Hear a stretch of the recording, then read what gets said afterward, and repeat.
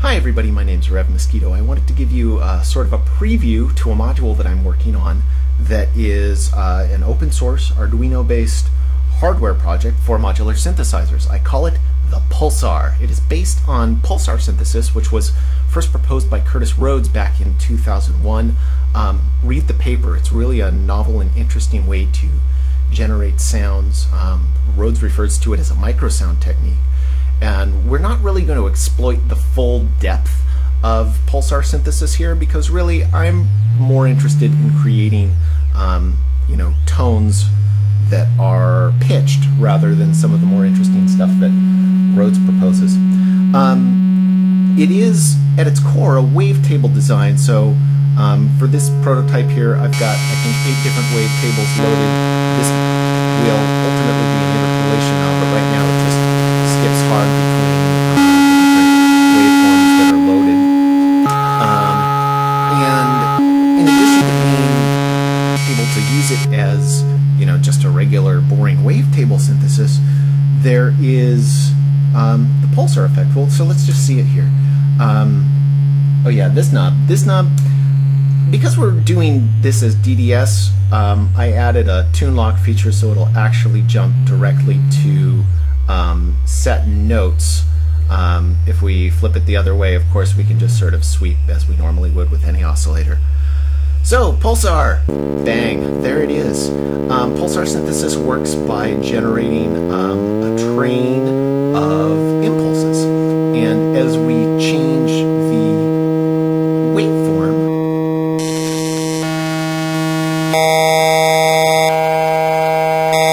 you can hear timbral differences. They're kind of exciting. But it gets so much better when we actually change the frequency of the pulse. So I'm going at what, 142 hertz here as my pitch, but I can change the speed of the pulse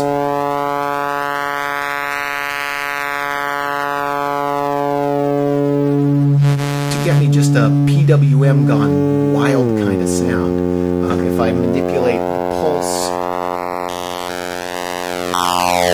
and the wavetable at the same time, you get all sorts of craziness out of it. One of the other fundamental parts of pulsar synthesis, as Rhodes described it, while we're here, you can sort of see that if you extend the frequency of the pulsar beyond the frequency that we're currently targeting, the waveform sort of laps over onto itself. Get us more interesting effects with more complex waves. Yeah, pretty cool, huh? The other really interesting piece that Rhodes proposes is using an envelope to manipulate the timbre. So we're going to apply an amplitude envelope to the waveform. Right now it's just a rectangular open wave, but as we change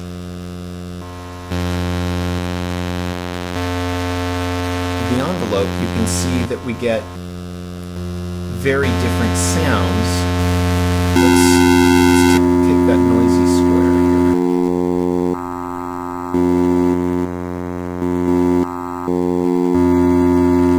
Again, we can interpolate that as well.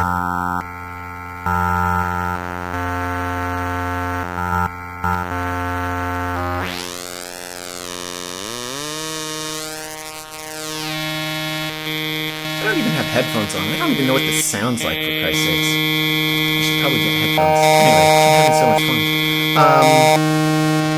And that's the general gist of it, is that we can, we have a switch here to just make it a boring wavetable synthesizer, which is great.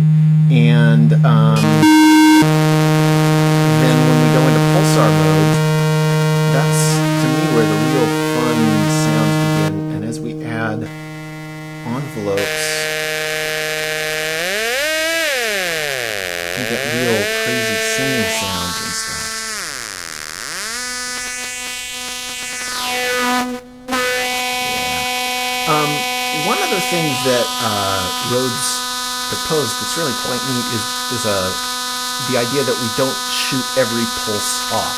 We randomly drop pulses in the train, and he referred to this as stochastic masking. So I've got a knob here. You sort of saw me twisting it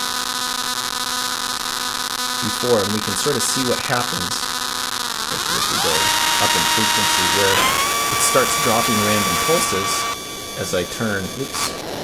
As I turn.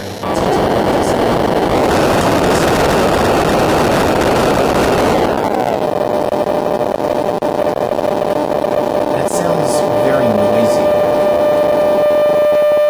But again, as we manipulate that with an envelope or something, it can sound pretty neat. Well, that's sort of the gist of it at this point. It is 8-bit, and again, because we're digital, we can add one last neat feature: bit crushing. Bit crushing sounds pretty cool.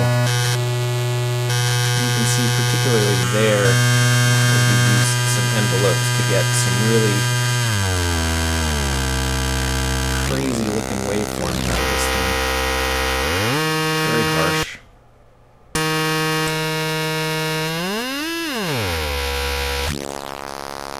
Let's dial our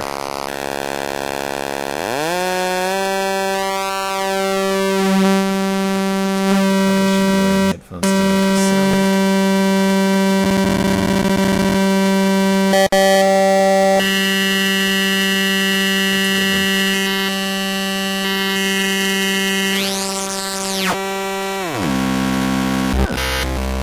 So, let me know if you're interested.